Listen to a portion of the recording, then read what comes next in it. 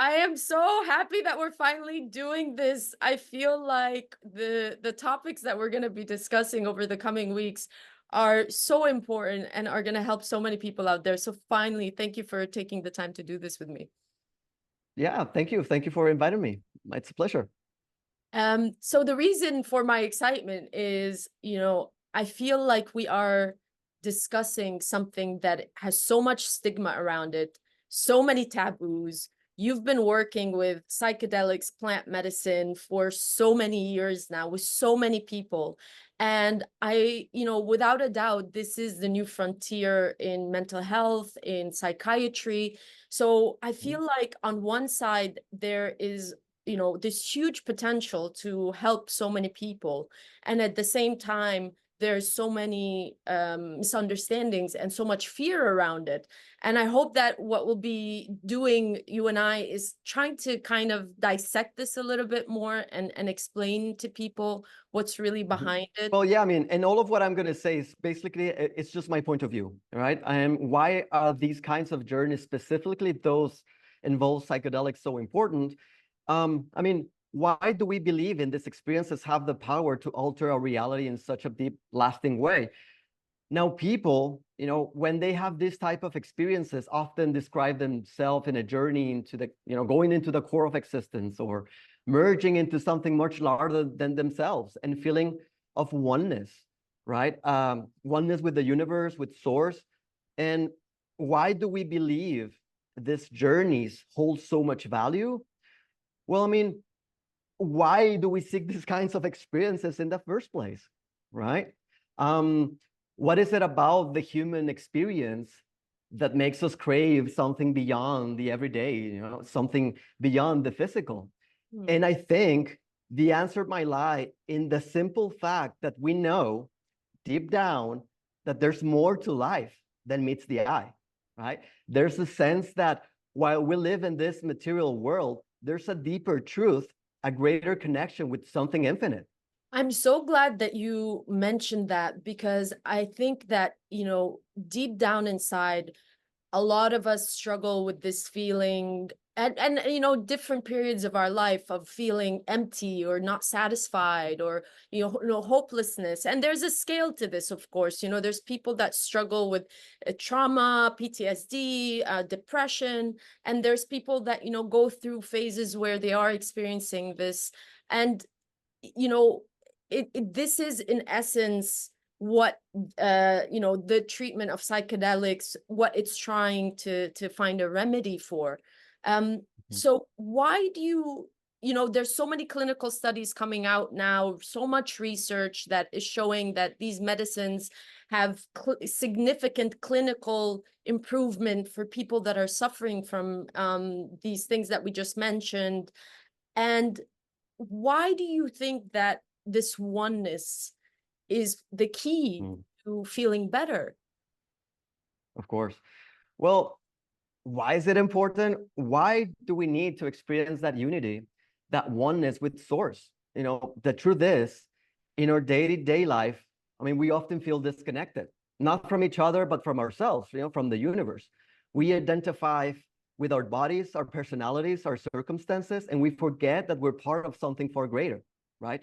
So understanding our unity, our connection to source, it's essential because it shifts everything else in our lives, right?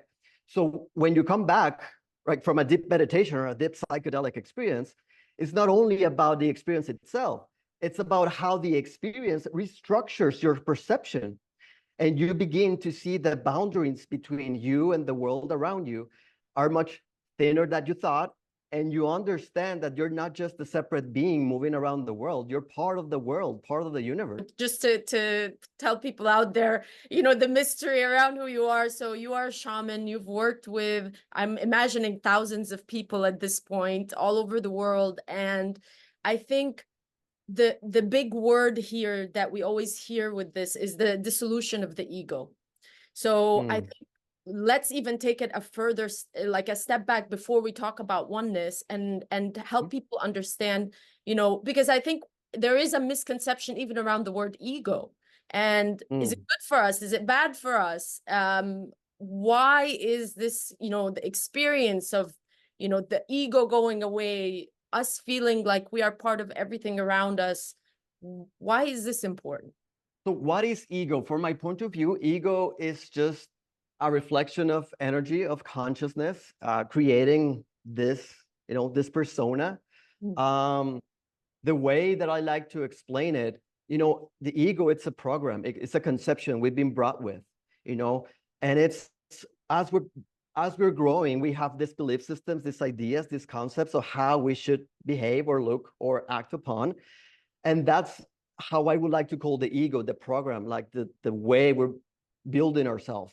Nowadays, like I explained you before, the way that I perceive it, it's kind of like the Tesla self-driven car, Okay. right? You go into the Tesla vehicle, and you can put a self-driven, take me somewhere, and it's driving you. And while you're there, just watching, you might see like there's another road you might like to take, but yet it's an auto drive. And it's like, oh, I would like to go that way, but yet the car is driving the other way. It's like, oh, maybe next time. And that happens quite often. And we say, well, I have no control. That's me. That's the ego. It's self-driven. Like, no, it's That's who not I the ego. am. It's People say, this is who that's I am. who I That's am. who I am. Yeah. Exactly. This is who I am. And no, this is who you've been choosing to be, Yeah. right? And consciously or unconsciously, you've been choosing to be that persona, that ego, that avatar.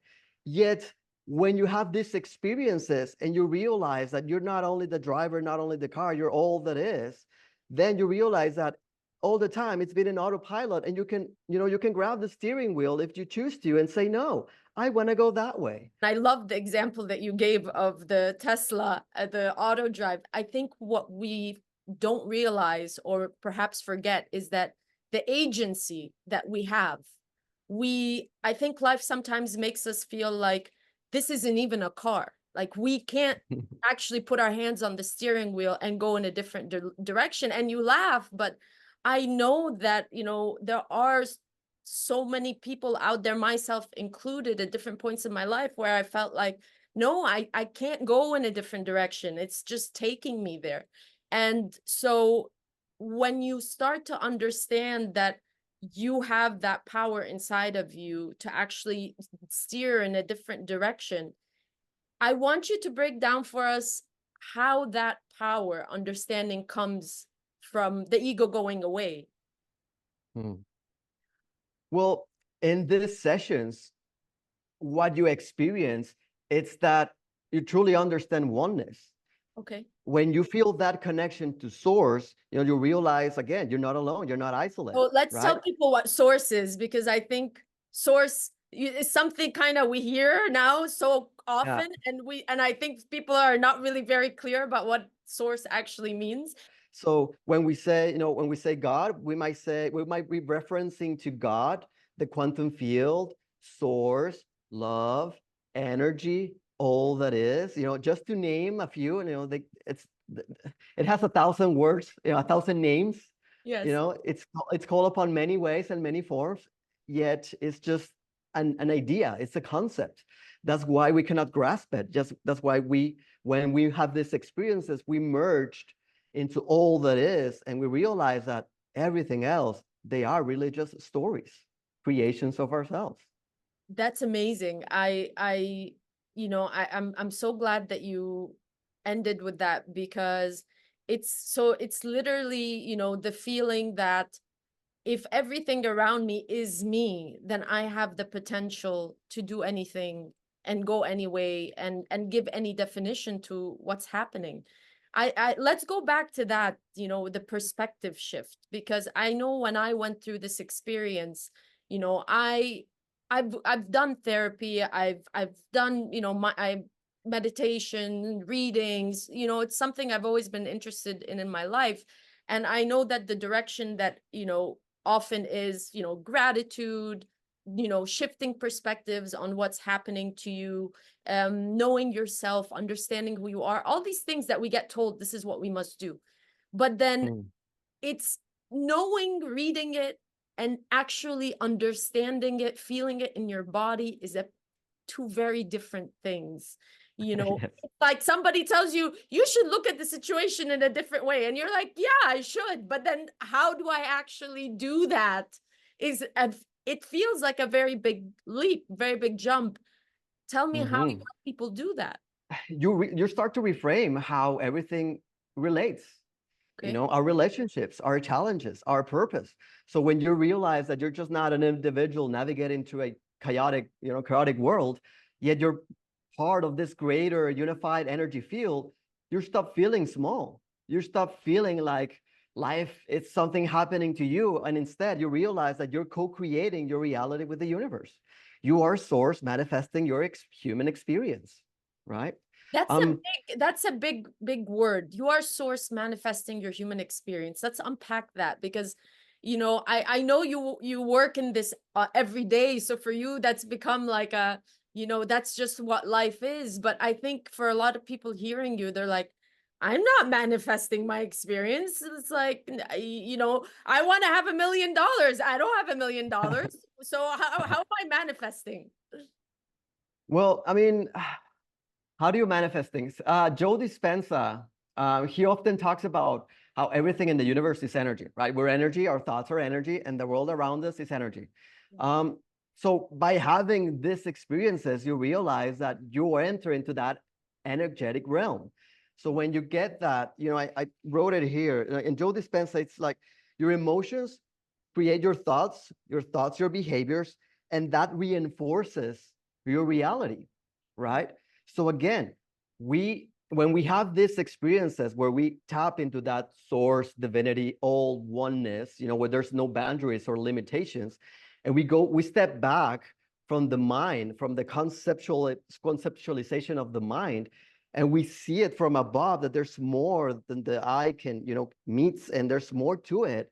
Yeah. Of course, all of this that we are questioning right now, you get it from that experience. And that's why you have to have the experience. That body has to go through the experience. It's not only through the verbal process. And that's why even Joe Dispenza in his meditations, where you don't take any psychedelic, you're just going through your mind and you're creating these thoughts and these concepts and these ideas, and you're picturing yourself in X or Y situation, and the body shifts. The body starts producing neural waves and chemical chemistry in the body that makes the body to start shifting neurological aspects of the mind.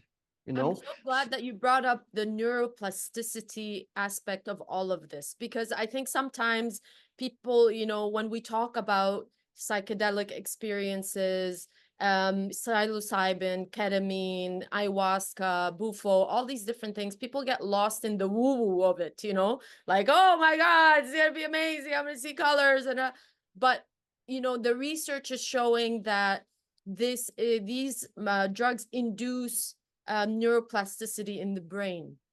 Yeah, And I think this is really a key element of this discussion, because what we're saying here is, okay, I can tell you, for 24 hours a day, shift your perspective. But if your brain isn't helping you to do that, it feels even more overwhelming. I think sometimes, go on Instagram, seeing all these things keep popping up to you, you should do this and you should think this way. And this is how you have a great life. And you're like, okay, but how? yeah. So the neuroplasticity is a very important key part in this. What have you seen from your experience of how this is actually working on people? I'm sure you get people that visit you continuously, not like just the first Yeah, visit.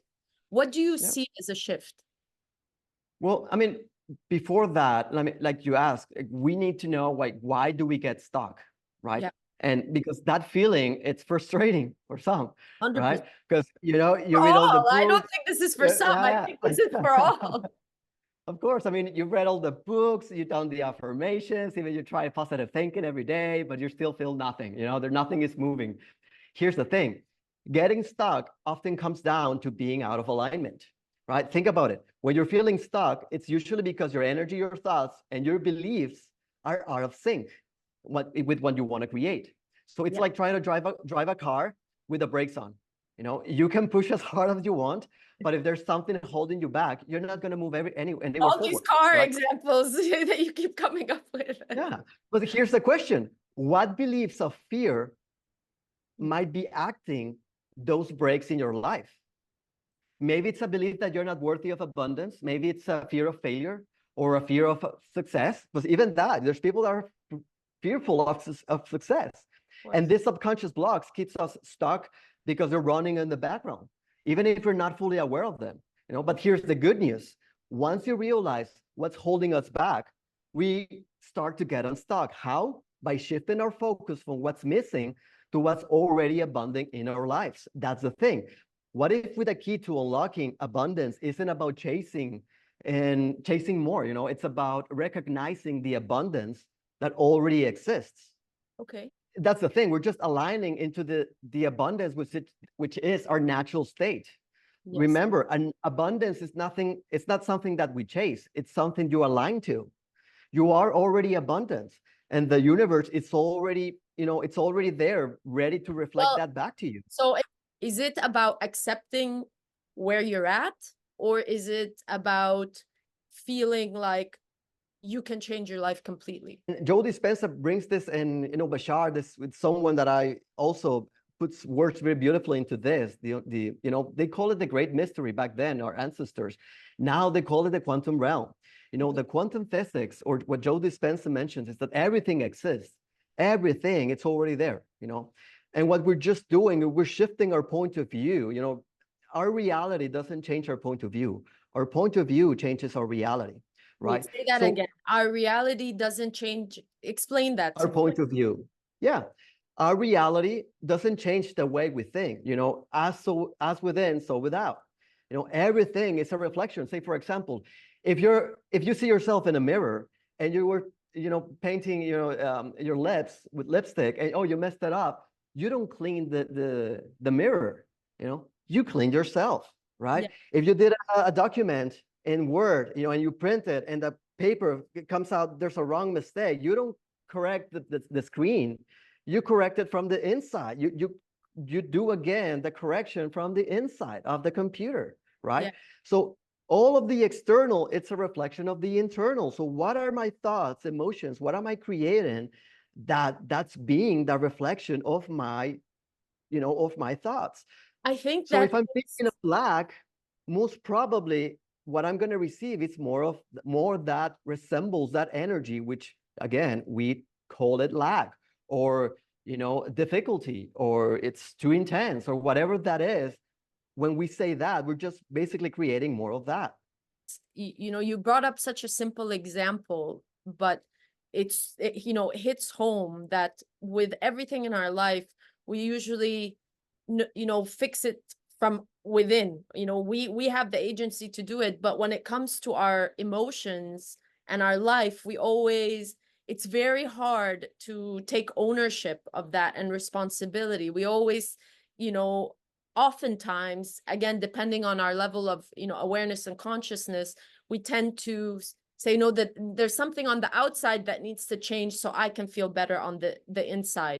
Working with so many different people, I think it would be interesting to hear from you, like, what are the kind of difficulties that they come to you with, and how do you see them go through the journey? And when you see that, witness that, if you could summarize it in a nutshell, what is happening to them? Freedom, basically. Hey. Freedom of all constraints and all limitations that were brought to us by someone or something else. We get it from a new perspective. People, the overall, people that my show, it's, again, life itself is an experience. It is a ceremony. It's a psychedelic experience itself. We're so used to it because we've been born in it. Okay. But life itself is quite psychedelic. So what I'm getting, it's people that, are making sets of things that they were brought with, or belief systems are now not in alignment, are now creating this, this shock.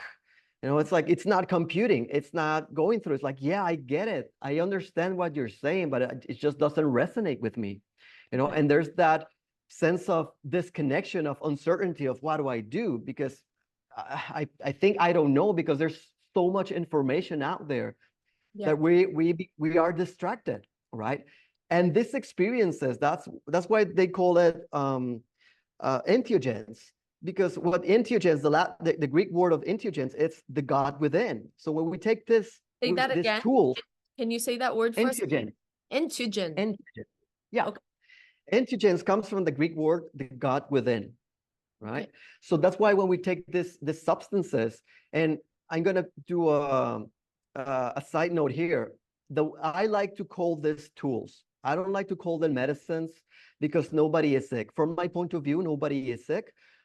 We're just distracted, right? And this, what it brings about is just the remembrance of that which we truly are: God, energy, source, consciousness, right? So people when come and they have maybe this story of, lack, abundance, being Trauma. punished, trauma, whether it's mom or dad or a relationship trauma.